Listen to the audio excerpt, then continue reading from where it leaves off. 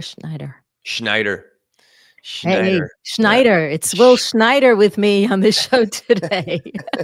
This is yeah. Linda Ugolo, and it's the Delight in the Limelight live show, helping you go from the dread of speaking to loving it instead, because speaking is our human design. Let's make it become something that we know is our birthright, and Mm, we are on a journey to learn how to do better, to feel more present, more articulate, more expressive of our ideas, because your ideas are important. Your thoughts, your perspective is unique to you, and let's help it all come forth. So, on the show with me today is Will Schneider, who is a former actor turned yoga and meditation coach and the host of the podcast Men Talking Mindfulness. Is that it? Or Men Talking What is it? Men Talking Mindfulness. I'm a co-host of Men Talking Mindfulness. I co-host with another guy. That's why it's called Men Talking Mindfulness. It's just two dudes talking about mindfulness. But yeah, it's great to be here, Linda. Yeah, thank you for this opportunity. You're welcome. And what I really appreciate about you is, of course, we have very different backgrounds, but we have a Mm, lot of overlap. So I'm really right. interested to like compare notes, and as we do so, to like help people find things that are going to inspire them, that they can try out for themselves, and maybe shift your attitude about what speaking is all about and what are the Mm, possibilities for you. So, one of the things that I was really curious about was your acting background, because I mm, have a performance background too, but it was with a women's world music group, and I danced and I sang mm, and I played the bass and percussion. You're an actor, which mm. is another performing art. And I was just wondering if you could share a little bit about how you feel those experiences have shaped your ideas and your approach to like confidence and building resilience, or whatever you felt like the lessons were that kind of created a foundation for what you're doing today. Yeah. Acting is really, I mean, God, I mean, I haven't really acted I put that down like in 2011 and I've been on this other journey, but like, it's really, it's a long journey. Like it's a journey of self-discovery is really what acting is. It was a journey for me of understanding creative expression in the way that I wanted to express. And I think the way that I needed to express myself at that time was putting myself in some very high stakes situations very often. Um, Are you and talking about like auditions or audition or stage auditions when you're on camera or even in acting class, like, you're standing up there and they call it like you're just like naked before people, and just, with a lot of things can come up in your own mind of them, like, oh, just judging you or criticizing you, your own self-judgment, your own self-criticism. And like, how do you let go of that? How do you stay in the moment? And really what acting has helped me to do, it's helped me to be a very much more effective teacher, is really getting to the why. Like, what am I doing here? Like, what is the big why? Who am I serving? And in acting, I'm servicing the playwright, I'm serving the vision of the director, I'm also helping to serve the ensemble of the cast, because we're working together in order to do this message. And that was a big transformative thing for me, when I'm taking the pressure off of me, of like afraid of like screwing up or, blowing an audition or something like that, and really being grounded in the moment and really, living in service, right? Whether it's like I'm also as a teacher of yoga and mindfulness and meditation, and, with the podcast, like, we're living in service to help other people, right? To take on these practices and do this work. I mean, so. Yeah, I like that, how you say that, and I wouldn't have guessed, although it makes perfect sense, that of course Mhm. you're in service as an actor. I Yeah. was I was speaking this week with a client of mine, and I speak frequently about this, that some people come and they say, "I wanna be impressive." Who's that about? Right? Who's that Exactly. about? Right. Yeah. Yeah. Exactly. And Mhm. and what a and in fact, this one particular client that I was working with this week, it was such a relief to think, "Oh," like I was saying, "How often have you had accolades?" "Oh, I get them all the time." "Well, how Mm, much is enough?" Like, "Do you think mm, you've had enough for your lifetime and you can switch into a place of service?" Like, mm. "What do you want your speaking to be about?"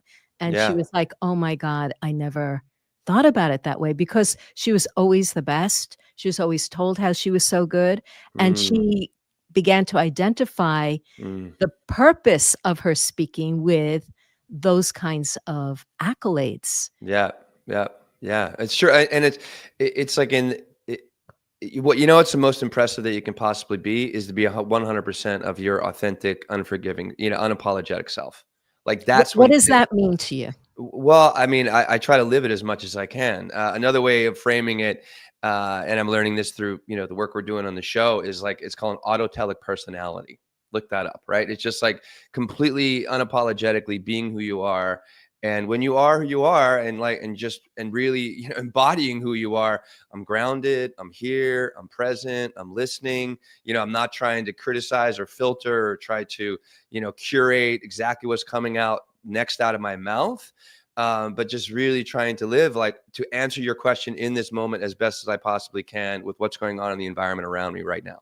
Yeah, Like yeah. that's And what that's is the word authenticity. that Yeah, you said this is? it's a phrase, autotelic personality. Auto Autotelic, autotelic. autotelic personality. Personality, right? I mean, it's just a fancy way of saying like being your authentic self all the time as much as you can and keep discovering more of that authentic self. And one thing that's really nice about what's impressive about authenticity is how incredibly on an energetic level of all the emotions that we have in our body, authenticity registers the highest with other people. It's just almost like a magnet. And that's like you just become impressive by just continually learning how to strip away all the stuff that's getting in the way of you just always being yourself as best you can. Yes, and we have so much built around us because Mhm. of how we grow up. We're always trying to fit in. We're trying to operate, appropriately, Yeah. and we Yeah. we we create what we think are the rules of behavior Mm, by what we're told, but also what we imagine or ascertain or try to psych out. And mm, oftentimes that creates probably more. I know there's some psychologists that talk about armoring, armor or filters or rules that we live by that we don't need to, but yeah. we think we do just because they've kind of worked for us. It's how we've navigated, and we don't Mm, realize that we've created a narrow passage, yeah. to walk through in our lives when it could be much broader and Mm, freer. Like even just what you're saying about not allowing, the words to come out as they come out, like being yeah. that is a sign of authenticity. I Mhm, I work with that in the Delight in the Limelight program, like thinking on your feet, allowing to yeah. trusting what emerges. And to trust Yes. what emerges, you've got to explore that experience. So you don't want Mhm, you're not gonna feel safe doing that, like as we're doing it right now, perhaps, mm, first off the bat without having a space to explore, well, what does that even mean? What does that feel like to let mm, words come out of my mouth and not know what it's going to be?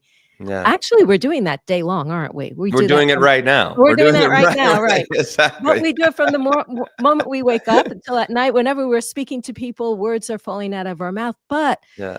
I know from my own experience that I used to be very halting. I Mhm, used to be like second guessing, should I say this? Should I not say mm, this?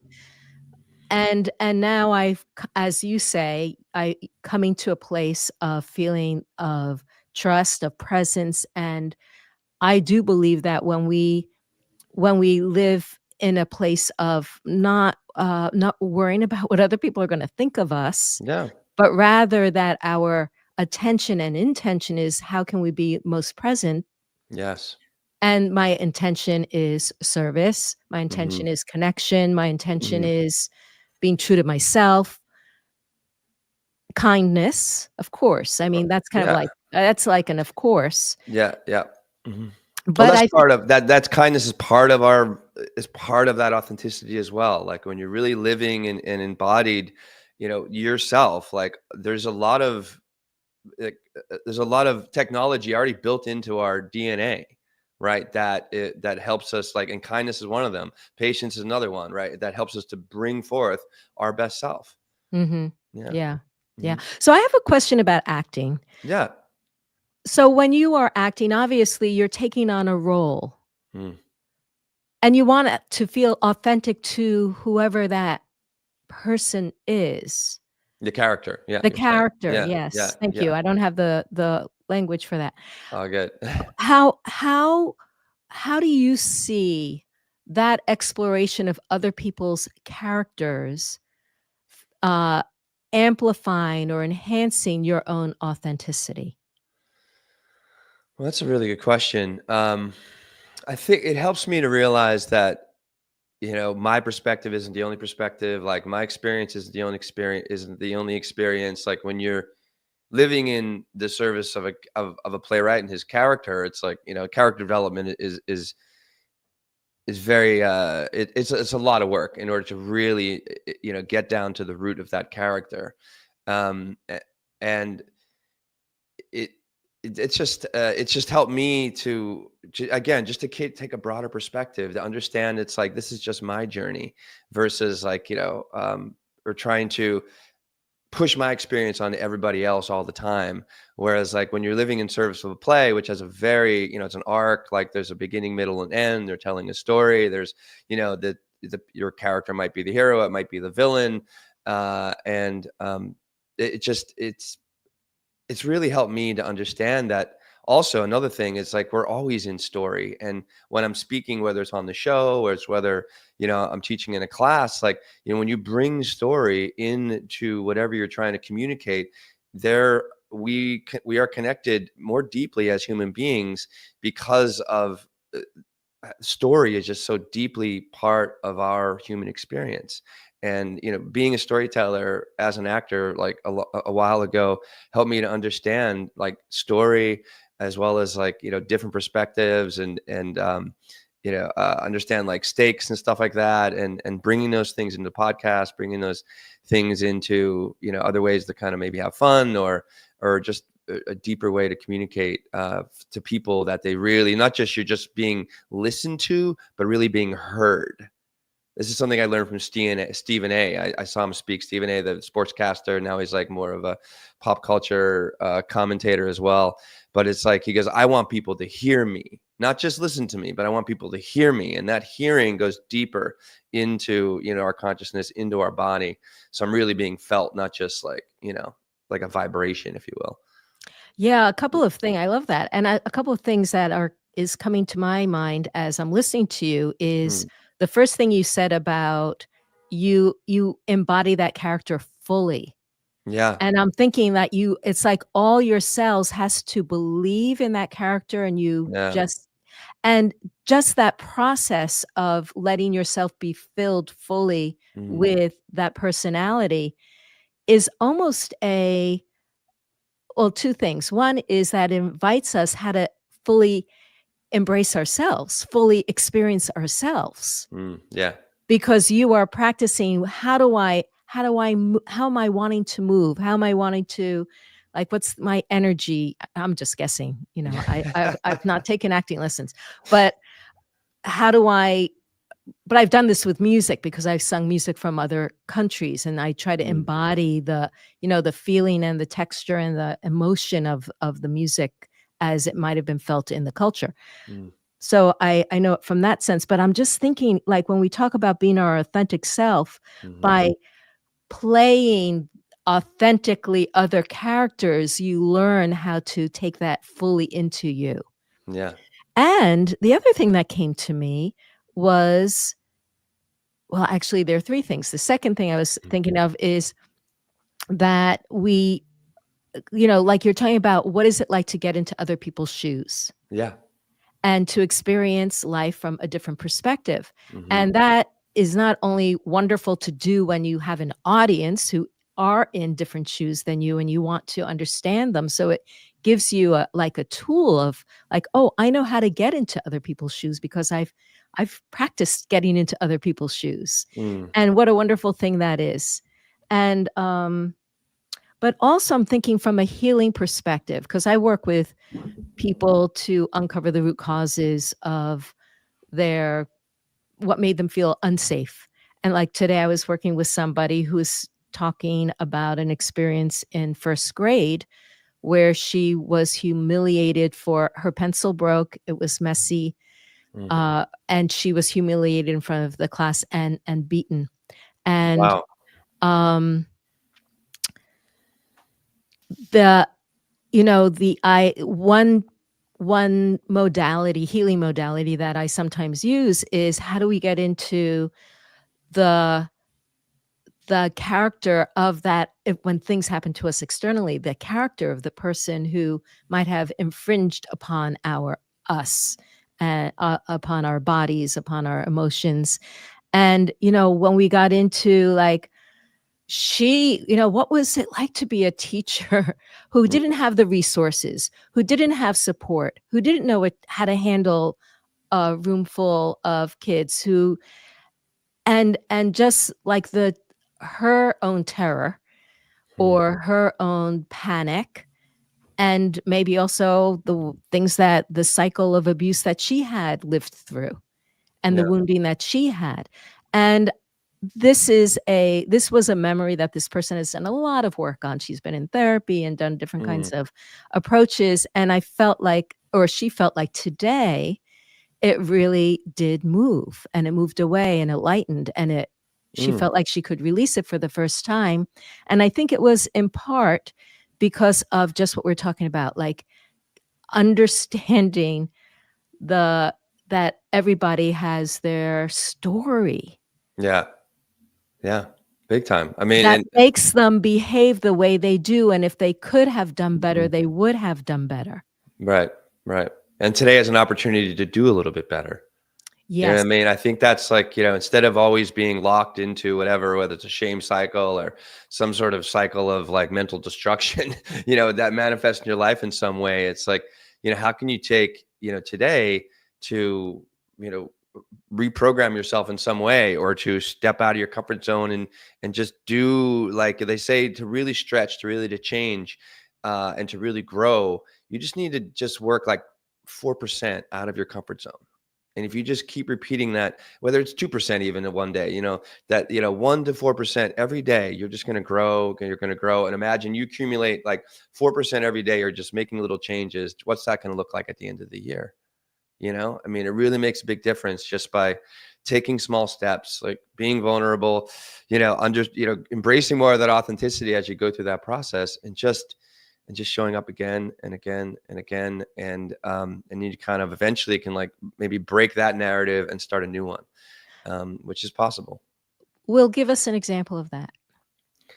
Um, well, I mean, on a physical realm, it's you can just you want to get stronger, you just got to add a little more load. Whatever it is, whether it's squatting, whether it's benching. If you're looking to access and be more vulnerable in your life, like say it's within your relationships, with a loved one, it's just like you know, having those conversations that can be very challenging sometimes. And it's also like when you're in a close relationship, like say, you want to talk to your mom or your dad or your brother about something, that those are safer environments, what you're talking about, to really start to access more vulnerability by being seen and heard and felt, by another person, as well as talking about something that might be very uncomfortable, and realizing, instead of it just being looping around your head, is like, oh, somebody knows this about me, like I just want to crawl in a hole, or I'm just never going to be the same again. And then getting out there and just taking that little step, all of a sudden you get some feedback, you get some results. You're like, oh my God, I'm still alive. That's actually better than I thought. Like, they're so compassionate, so empathetic. Like, what's next? Yeah, So yeah, it's yeah, just yeah. like little, like, and I think what you said earlier, it's like, working within, because some of these things, like as you begin when work to public speak, or just discover more of that authentic self, like it's important to have a good nucleus of people around you that give you that grace, that are forgiving, that understand, that you're developing. And if they're developing as well, like even better, because you're bringing that energy of like self-improvement, to a space that you're creating together. And you're just there's more courage, more risk, right? More confidence will come as you do that. And then, whether you take that into the office, or you take that onto the stage, or you take that into a presentation, or onto a speaking gig, it's just like it all, um, you know, it just feels better. I mean, it just really begins to make a difference Yeah. because, and you're sticking up for yourself in that way, which is so big, right? Instead of like squashing that potential you have, but also, and as you do that, you're discovering more of that autotelic personality, and Yes. realizing like, and when I'm really present, when I'm really, my authentic self, there's a tremendous amount of forgiveness that comes with that. Because if I'm, not trying to impress people, right, and put on necessarily like a performance, and I'm just really like in my bones, in my skin, grounded in a moment, it gives other people the opportunity to relax. I see it all the time when I teach. Yes, yes, Yeah. yes. And I love two things that you said. One is that like start with where you are already comfortable. Like Yeah. if you're Yeah, going to absolutely. be vulnerable, don't be vulnerable in the least safe places. Be vulnerable in the safest places. So I think Yeah, of it as actually like expanding our comfort zone to be exactly. broader and wider. Exactly. Exactly. We just had Kristen Ulmer on the show. Men Mhm. Talking Mindfulness. She's great. She's a fear expert. She was incredible, and she has some really great TED Talks. She wrote a great book about fear. She really like blew my mind about fear, and instead of like trying to detach or let go of fear, and she talks about anxiety and fear is the same, but like how do you embrace, how do you let it guide you, how do you kind of dance with it and let it move you forward, because it's always going to be there. Like Yeah. we are not thinking beings, we are emotional beings, and their emotions are always going to be there. But when we begin to embrace, see them as an opportunity, and not let them like kind of crush us, we can really grow and really create a lot of greatness for ourselves and other people. Yeah, I saw you did a little, Instagram reel on that. I was listening to that Oh yesterday, yeah, yeah. and, I love the idea of embracing. My definition of embracing is a little different than hers because I feel Mm, like I don't want to I see fear as a messenger. I I don't see agree. it Exactly. Yes. so I wanna say, "Oh, I have fear. What is that about?" And I Yes. like to get to I like to use it as, a pointer to what the root causes are, Hmm. because I think that that's way, way, way easier than just dealing with looking at it as something in and of itself that doesn't have any other, you know, tentacles or connections, Mm, and that we're just trying to like, "Okay, what do I do with this thing that's taking over my body, and what does mm, that mean to okay, I'm feeling the energy, what now?" I mean, I feel like you can do that, but it's a much harder road than to say, "Okay, what is this fear about?" "Oh, it means, mm, maybe I'm not comfortable with authority figures, and wonder where that came from." yeah. And, "Oh, maybe this is something I can release and let go of." So, I feel like it's an important thing to look at. It's important to embrace it as a means of investigating it Right. and then healing it rather than just, um I had someone who wrote to me today, I mean, it's so relevant, all the things you're talking about, who Mm, said, "I wanna take fear and redirect it." And I get, "Yeah, I've tried that so many times." yeah. Right. And yes, eventually it'll work, maybe after some years, people who are teaching and they're afraid for after 10 years, they feel comfortable speaking to their classrooms without any kind of Sunday night dread, but Right. Yeah. Yeah. but it's so much faster if you're willing to kind of, like, sink or dive into the depths a little bit and Mm, into, like, our history, the emotions behind things. mm. I just feel like it's a more rapid way of moving through. Yeah. Yeah. I actually, I just thought of, I went to Gov Ball. Was it Gov Ball? No, or it's like Global Citizen back at like 2019. And I saw Cardi B on stage, right? And she's an amazing artist. Like I like her music. I definitely like some hip hop. And they had some technical difficulties during the show. You know what I mean? And they had to stop the show for a moment. There's like thousands of people there, and she just got real raw and on the mic. And she's like, "Hey, how's everyone doing out there?" We're like, "Yay!" And she's like, "I gotta say, I'm really nervous right now." Right. And all of a sudden, just so you could just that level of just communication, that level of authenticity, that level of just like really speaking truth, she just like, I loved her even more. And I Yeah. just gave her more, and she relaxed me, she relaxed the audience. And we just like, there was this unity that came from just that little admission of how she was feeling, Yeah, yeah, and I yeah. say that because if you're like out there and, maybe you're, a student teacher and you're getting better at your lessons and trying to get better, it's just like, be real with the class. Be like, hey, I want to let you know, this was like one of my first lessons. I'm a little nervous right now. So thanks for your forgiveness. Let's do this together, and let me know I can help you, or maybe give you some feedback at the end of class. So, because I only want to improve, I only want to get better with it. And this is an opportunity to do that, you know? Yeah. Yes, I think this is so important, and I feel like this is becoming an online entrepreneur, this was one of my biggest lessons is how to show Mm. vulnerability because, well, we go No. through the Yeah. educational system and we're trying to Right. they're teaching us how to be perfect and not show any weakness and not show that there's any, like, chink in the armor, Yeah. and for Yeah. years, I lived that way thinking I had to be right, I had to, like, Mm-hmm. uh, you know, just show a particular facade. I had to Yes. know things Mm. because God forbid you don't know something, and You're and then right. and then you learn, talking about rules, that there's a whole different set of rules in real life, and Mm. there's a whole different set of rules in how what authenticity means, like, even the idea of being authentic. So, one of the things that I've just enjoyed doing more and more is, like, writing like, keeping track of my foibles, keeping track of the mistakes that I make, and being able to share them in a story, maybe in certain environments, and then maybe not in others, because we do want to maintain a feeling of being safe enough Yeah. until we feel comfortable, like, putting it in a TED Talk, because not all things I think, are necessary or appropriate in all environments Mm. to share about. But, like, I would think of the times that I sent out an email to 2,000 people on my list when it was meant for 4, and it had included a live link, and I was thinking, "Oh, no, who's gonna come?" You're gonna have 2,000 people on your live, right? That's that's fun. Things like that, but just, like, being able, like, yes, there's a moment of mortification all the time with these things, but Yeah. then it's like, "Oh, well," and, like, these things are stories, and that the idea of, like, we shouldn't make mistakes is, Oh. I mean, impossible, number 1, and undesirable, number 2.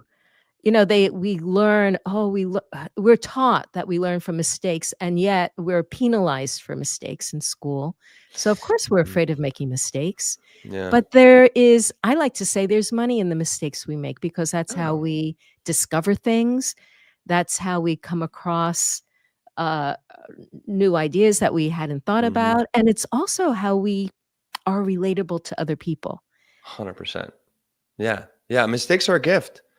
I mean, I really what helped me definitely, I mean, through my mindfulness journey, through meditation, through continually teaching in front of people, what I just look at life as a classroom, and we're just in this classroom, and it's a constant nonstop education. There's obviously a time that I need to be the teacher, I need to be the leader, and I need to step up. But even then, I'm a teacher, a leader in a classroom full of like students, if it's actually really students, or just and that, like, just having that attitude that, like, if you're trying to be perfect, like, it's not human.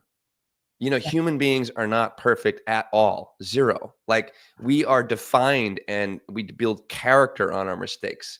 And what's really important, what makes a big difference, like, I don't think there's anything there's isn't it for me anything as failure. It's just all feedback, and it becomes failure if you don't learn from that feedback. Mm, Right. And then mhm, and then it could take time. It could be working with a coach like you. It could take, like, writing stuff out. It could take, taking a second swing at it, like whatever you did, and just learn and be humbled, and put your best foot forward with the next opportunity that you have. mm. But also with that humility, finding more authenticity, in the classroom of life, and just and going forward and doing the best you can. And I've seen, as I continually adopt that philosophy and that attitude, it's like the amount of forgiveness that comes from other people is remarkable. because they're like, I mean, they're seeing you, like whether it's like I'm teaching or I'm on stage or, or like giving a talk. And just like, they're, oh my God, I can't believe, they almost like, some people might want you to kind of fail. It's like, oh my God, I hope he's going to screw up or something like that. And that's just something that they're bringing up like inside of themselves and portraying on you. For a lot of other people, sometimes it's just like, as soon as like, they want you to succeed very often, that, and they want to see you do well. But when you don't do well, it's like, this common humanity that exists amongst us. Common humanity is like, we're all human beings doing the best we can. We're all in this weird, interconnected world in some way. But we're all at our core are human, and at our core, we're also emotional. And what makes success or doesn't in our life is like how we show up our full selves with all those emotions. But then also, practicing, preparing, technique, being a good student in the classroom when you're actually being educated, instead of just like being with the education of life all the time. So, yeah. Let's talk about yoga and meditation Yeah. and breath, because those are the things that you're currently, Mm-hmm. engaged with on a bigger level. Yeah. I know you moved into teaching yoga at one point after you left your acting, and then you even brought it into the corporate setting. Mm-hmm. I'm curious, how receptive do you feel the companies are to bringing in meditation, yoga into the workplace?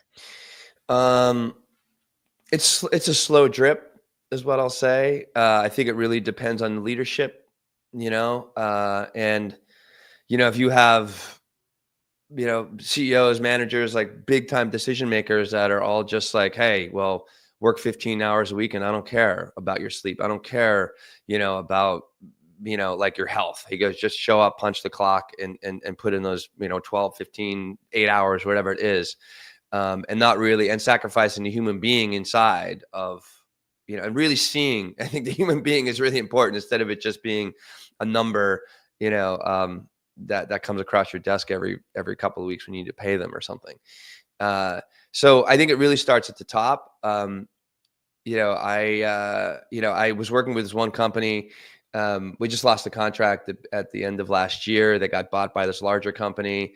The CEO was way on board. I was actually working one-on-one, like executive coaching the CEO, who had this whole program for his entire company of 87 people. And it really, over 2 years, really started to see a big difference in health and focus and productivity within the company. And it was really working. They got bought by this larger company. This CEO is still part of this company, and he goes to a board meeting. It's like kind of first board meeting with this larger company, and he pitches, this mindfulness program. And he described it as a bunch of like 67-year-old like white men, and they thought it was woke. Like, I was like, so when the hell is mindfulness woke? It's like, this is, it's like, I mean, that was just their interpretation of it. And they just shut the program down right away. So I think it's like, we're in this very interesting place right now, that companies are real. I think this will be the way of the future, because bringing mindfulness practices, whether it's like meditation and breathing and some exercise, and creating a nice little cohesive teamwork as well is super important in this environment. It like boosts the bottom line in productivity. In days off are decreased significantly. Creativity goes up, and innovation. So it's like you're really getting the best out of the employee and out of the group, and then really, raising the consciousness essentially of the entire company. And if we're profit-driven companies, there's a ton of data out there, and people will turn in this direction eventually if they're not. And maybe it's just a matter of time to get rid of these like old white men, at the top, and then bring in another batch of leaders that really understand like what human optimization is and what it takes And to do that. and also, yeah, human potential. Yeah, Like, what absolutely. if they're really after, how do we create an environment that works best for the people and for the company? What would that look like? Yeah. Yeah. And in fact, I would love to, actually brainstorm with you, like, Yeah. fantasize if we were to design, like, a work experience for some imaginary company. But before we get into that, let your Yeah. mind cogitate on that a bit. I'm remembering I was touring in India with my Women's World Music Group, and we were invited by the Seva organization in Ahmedabad, which was one of Gandhi's original organization. Mm, And they had a whole, list of the missions and the different organizations they worked with, and they would go to women's cooperatives and who were creating, sewing and dyeing and arts and cooperatives for women to be able to earn a living and contribute to their family's income. But they started each day with, not surprising, meditation and chanting. mm, And they also danced together. There were so many places, like we would go into a cooperative and we'd, learn about what they were working on. They'd show us all their stuff. And then we'd say, "Oh, we'll sing for you." And we'd sing for them. And then all of a sudden they looked at each other and they'd pull down these tambourines and drums and whatever. And they all sang for us. And I'm thinking, oh my God, these are like working environments where people actually make music together mm. Yeah. and dance together. And it's like they've brought in the joy of life, and just like how when you sing together, when you play together, when you dance together, you're in harmony with each other and you're creating the shared experience that is beyond the intellectual and the productivity, but Hmm. creates a bond between them, which is indescribable. Yeah. I'm really a big fan of the concept of, and this is something I read in Napoleon Hill's work, Think and Grow Rich. He's like, when two minds come together, and this could be five minds, right? There's a third mind that's formed. And this third mind, what I'm seeing, whether it's like a one-on-one coaching or whether I'm working in a group activity, is where the potential is where the possibility is where the creativity is, where the innovation is. And you said together, like, 10 times, in like your previous statement earlier. And it's just, that's what it takes. It really takes it just being together. But what does it mean to be together? Right. And it just, what you talked about, like being open, being vulnerable, being truthful, like not trying to hide behind some sort of like facade, but really just being open and available to people. And that's, again, you bring out our best potential by being with other people, that are on the same mission, that understand the same why, that are moving in the direction of, together in order to make a difference with like the company's mission, for sure. Yeah. Yeah, yeah. Okay, Mhm. so let's Yeah. fantasize a little bit. Like, if you were to design, a day, or where do you see that people might do some meditation or do some yoga or some breathing together, or like how would you how would you what are some of those points of the day that you would insert? And this is within like a large company, small company, like what are we I don't looking know, at take here? your pick. Well, this is Okay. just a fantasy. Well, okay, just even like a little department, if you will, right? I think, well, I think what you mentioned earlier, with the work with Gandhi is getting people together, like having fun together. I think is very important. Instead of always being about work, work, work. It's like, what if you get out in nature and take a hike? What if you, just get outside, a few times throughout the day and just go for a walk together without technology, without making it about work, but just really connecting to yourself, connecting to others, connecting to the environment. I think those things are very important, like doing fun team building activities, right, that help, people to really see another person.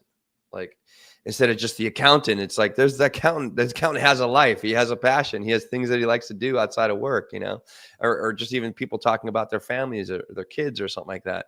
So that's something that I would do, maybe that's once a week. You just do something together that's fun for a certain amount of time. And it was nice when you put something like that in the calendar, that just, brings up that anticipation, can bring up that excitement, can bring up that joy, who knows what kind of opportunities can come from just creating that, like or maybe it's just once every 2 weeks, maybe it's just once a month, like do something together. Love that. I love that. And even just like getting out to take a walk at lunchtime or something, like Yes, a yes. department walk on Yeah. Friday. Exactly. Mhm. I mean, like, or just taking meeting walks. Like, I mean, this is what Nietzsche, Steve Jobs influenced by Nietzsche, and Nietzsche said all great ideas are conceived when walking. And one of the ways that Steve Jobs built Apple, he took most of his meetings were on walks. There's a huge physiological thing that's going on in your body, when you're walking, and it opens up different creative centers in the brain as you walk because of the contact you're making on the earth. I mean, this has all been studied. Another thing I know mindfulness would help is focusing. I mean, I think it's very important right now, especially with the incredible intrusion of technology in our lives. It's like, how do you create like kind of a just least distractive environment as possible, right? Because if you're really like cranking at a task for a certain amount of time and you pull out to check a message, or there's distraction behind you, and it takes a long time, they've shown, to get back to focusing where you were before. Yeah, yeah. Um, I'm yeah, also, just to jump off on that, before yeah, we started the podcast, we took a moment hmm, to breathe, yeah. center ourselves, and state our intentions. And I could imagine doing that at the beginning of meetings, like, okay, we're all been busy. Let's take a moment to transition. Let's close our eyes. Yeah, no, I think absolutely. That's the one thing I teach with the companies I work with, the people I work with. It's like, how can you, as a leader, right, bring this into your meeting and just take 5 breaths? Just take 5 breaths, focus everybody up. You know what I mean? Like, people, might think it's a little weird or this or that. And just that's the thing about being leader too in this regard. It's just like, just go forward. The naysayers are going to be there, but it's funny. Like when you have a collective, like a majority of people, right, doing this, all of a sudden those naysayers be like, oh, well, that actually kind of works. And I'm like, now I'm part of the group, that's a great way to start meetings. Another way, but knowing the human mind, our ability to focus decreases rapidly after about an hour or 90 minutes. They've shown this, right? So one thing, there's something called the Pomodoro method, which I've used very effectively. It's about, as you're already shaking your head, like 25 minutes on focusing on one task, only focus on that task. When I do that 25 minutes, my phone's on silent, all my technology's gone, or I silence everything so I could just focus. And after that 25 minutes, I take a 5-minute break. Sometimes I do that in 90-minute chunks, right? So I'll, work for a concentrated 90 minutes, and then I'll take like 5 minutes of physical activity or 10 minutes of physical activity where I can like get outside and go for a walk, or maybe just kind of jump around or just detach from it all. This can be a great opportunity to do some like simple stretching with yoga. So there's a lot that you can do. Yeah, Um, I'd love to see people like normalize stretching. I oh, mean, I just that completely agree. people are inhibited from putting their arms over their heads and just Yeah. stretching Yep. out their ribs, or standing up and doing a lunge and stretching out their legs after sitting at their desk. I've been doing Mhm. some natural vision improvement, and one of the techniques I'm using is called 20-20-20. Every 20 minutes, I have There you my go. alarm set. I stop to look outside at least 20 feet away for at least 20 seconds. But Mm. generally what I do is I take more than 20 seconds. I get up. I always get up from my desk to stretch out, look outside, walk around. It might even just be a minute. It could be 2 minutes. But Mhm. either step outside to feel the air, stretch my body, but do something that's other than, like an antidote to sitting at the desk, Yeah, and an exactly. antidote to looking with my vision just, 18 inches away. Mm. I mean, I think, yes, exactly. I mean, I think what's important, what we forget so often with the world we live in and the technology that is continually like, oh God, again, it's so intrusive, is we forget like we have this body, or think of it as a car. Think of it Mhm. as a car. If your car is just going to sit in the same way all the time, and over time, you're just, the car's gonna, it's just, the battery's gonna wear down. Like, your engine's not gonna function as optimally as it can. So what do you need to do? I think you can think of it as like, what do you need to do like on like an hourly basis throughout the day in order to stay in your body? Definitely work within those like, those little 90-minute chunks or less, and take those little breaks, I mean, that's a gift for everybody. And like, the more that you see other people in the office doing it, the more it becomes like a thing, and people might lend themselves to do it, which is again going to help create create the conditions for more focus, more creativity, better communication, better team members. I think also on like from a weekly standpoint, it's like, what are you doing to strengthen your body on a regular basis, or just stay in your body and release from that? I talk in class in yoga. It's like, we're having postural kyphosis from people like kind of, hunching down all the time, closing their hips, closing their shoulders, or closing that heart space, or closing their lungs, right? Which is our energy system, like bringing energy into our body.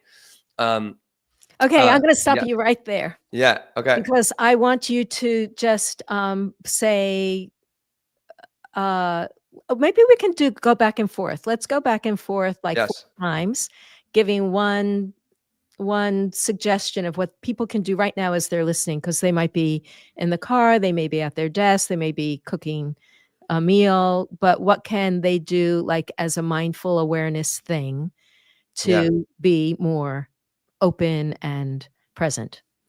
Well, a great thing we didn't talk about enough is like just finding the breath, right? Just taking deep, slow breaths is going to help to relax and release some of that, or at least like reduce the stress and anxiety or whatever else is going on. So breathing is very important. Okay, so I'm going to suggest to feel how delicious your breath feels in this moment. Mm. Yeah, for sure. I mean, even just take a couple breaths as we continue to talk like this. You can breathe and listen at the same time. Yes. I think, for your body, right? Like, I mean, just like I have people just do the simplest exercises, right? Just even like kind of move, like, making some circles with their arms, just keeping the shoulders open, going the opposite direction, I think is really important. Like doing some back bending, to kind of release some of that tension in the front, I think is so important as well. Yeah. What else? Okay. Keep going. I also love, moving from what you just said, like everything we do changes the way we breathe. Yeah. Yes. Like every movement we make, if we have to lift something heavy, our breath is supporting Mm, that. So feel how it's supporting your, if you're twisting your body in a particular way, that's going to impact your breath. Our breath is so responsive to everything we do, including our emotions. So allow yourself with whatever you're doing now to feel the shift and the flow of the yeah. breath flowing in and out. Okay, Yeah. take it away. I think also like, taking time, forward folding, like I think is, I know we sit a lot, so we're kind of folding in our back, but just like letting your back open into a nice, like just drop it down, like keep the feet a little bit wider apart, like a little wider in my hips, bend the knees, and just get really heavy in your trunk, really soften the face and the jaw. You can even take the hands behind you to open up more of the shoulders, or even just simply, interlace the fingers behind your back and just rolling through your head a little bit. Oh, get the blood flow going, going in both directions, finding the breath as you do that. I think it's very important. Sometimes we hold a lot of tension in our face. We're talking about that. I know we're talking about public speaking. It's just like, just doing simple articulation exercise. Open the mouth really wide, like, wide, wide, wide, and going the other way, narrow, narrow, and just really exaggerating all of that, releasing some tension in the face. Raspberries are great. Shake it out, shake it out. One more. It was funny, Linda, is I asked people to raspberry in class. I know it's fun, right? And it's funny, but I asked people to raspberry in class, and there's so much tension locked in their face and their jaw that they can't even raspberry. Yeah, it's one of the things I teach in my Love and Transform Your Voice is how to raspberry. Yeah, yeah. Because in our singing group, that was the very first exercise we did every single week when we rehearsed was doing sighs on raspberry. So, yeah, going up. so Yeah, much I know. fun. So fun. Right now. And look, we're laughing about it. And it's just like, I mean, it just breaks up tension in your face, your jaw, your shoulders, and just like helps you to, again, just relax and get it deeper into the moment, because that tension holds. That tension is holding us in a certain, energetic, mental, and emotional state. Whereas like you begin to become aware of that and release it, and it's practice. Again, if you just, just take one of these tools, right? This is the one thing that's really important that I've learned through mindfulness is just start with one thing we've talked about today, just one simple thing. Keep practicing that consistently every day or a few times throughout the day and watch, how things start to change. And then you want to add something else. And then you want to add another thing, Yeah. right? But just start that one thing, Yeah. repeatable, and it really makes a big difference. Well, let's try to review some of the things that we talked about. So, Yeah. to help people along. So we talked about breathing or stretching, like getting up from the desk. What else? What are some things? Let's just make a long list for people. I mean, well, that's like, so, breathing, getting up for your dead. Yeah. Just about specific movements. I think we really close our chest and our shoulders. So like Mhm. making shoulder rotations. I mean, I think spinal twisting is very important as well. Finding your breath. Even Making just like, sound, yeah, making making sound. sound, right? I mean, I think the key is getting in your body, in those moments throughout the day. But then I think also we spoke a little bit earlier, it's like, how can you get a little bit deeper? How can you get to the gym or get to yoga class or get to a dance class to just really strengthen the body, create more stability, release that, or just kind of down regulate some of that stress and anxiety that's getting in the way of your authentic self and your Yeah. brilliance. And we also talked about, letting words fall out of your mouth and trusting what comes out. Yes. Yeah. Yeah, We for talked sure. about, listening, Hmm. uh, and, oh, I feel like there's something. We talked about authenticity, autotelic personality, you know, Oh, sharing vulnerable moments. yeah, absolutely. I mean, Yeah, sharing vulnerable moments with people, love like, it. find people to Hmm. share your foibles with and the things that didn't go so well that day, and Yeah. you talked a lot about forgiveness. I really appreciated you Mm. talking about the forgiveness of yourself and forgiveness that you get from other people, Yeah. and when you share these vulnerable moments, you often it helps you forgive yourself and release any kind of shame around it. Yeah. Yeah. Love it. We talked about, what else in terms of the authentic self? There are a few more things that I'm thinking. I mean, yeah, I think stretching, right? Getting, that one, it doesn't have to be this massive, big, giant step forward that scares the hell out of you, right? Just 4 or 5, like 1 to 4% out of your comfort zone. Just grow that comfort Or zone a little growing more. inside the comfort zone with the Yeah. people you're already Yeah, comfortable with. exactly, and Yep, growing and growing, and then it's all of a sudden it's like, "Well, really, I'm unstoppable if I really wanna be," So, yeah, that's a big win too, and I think, what we said last is really important. It's just repeatable action, is very important in order to create that new self that you're listening to this because you wanna get out of your way in some way, right? And we just gave you a bunch of tools and what is one that you can do in order and repeat it and just watch how you can grow and report back to us and yeah. tell us how you're Yeah, doing. yeah, yeah. Yeah, yeah, yeah, yeah. And I think we started also with, like, getting into other people's shoes and how acting and, like, Yeah. assuming other people's, characters allow us to understand the audience, the people who we're speaking to more. So rather than seeing them as on the other side or against us or, that we cultivate a sense of, understanding and connection through Yeah. trying on the character. Yeah. Yeah, all Yeah. good stuff. I'll also run this through AI when we're done and see if there's any other things that we missed in terms of our Yeah. takeaways, but do you have any last thoughts before we get off the show that you wanted to share? Just the one thing that makes the biggest difference in anybody's life is to develop a very strong relationship to your breathing. Get to know your breath. Like it is.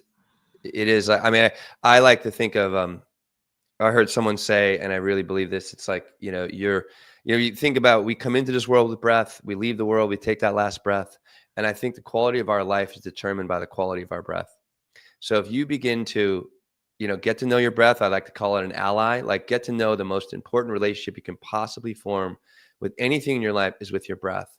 And if you can begin to find your breath, take breathing exercises, allow the breath to help you to ground in whatever circumstance you're in. It's just going to continue to serve you. And that relationship with you and your breath, like it's just incredible where you can go because that's, the breath is going to, like you mentioned earlier, if It's always there. It's like whether I'm moving something, whether I'm calm, whether I need to, whether I'm raspberrying, right, with to release tension in my face, the breath is there, and it's guiding you. And when you're holding your breath, you're in your head. When you're of your breath, you're in the moment, right? When you're in the moment, you have a great opportunity to be yourself. And when yourself, that's when things are really going to change for you. That was my favorite thing.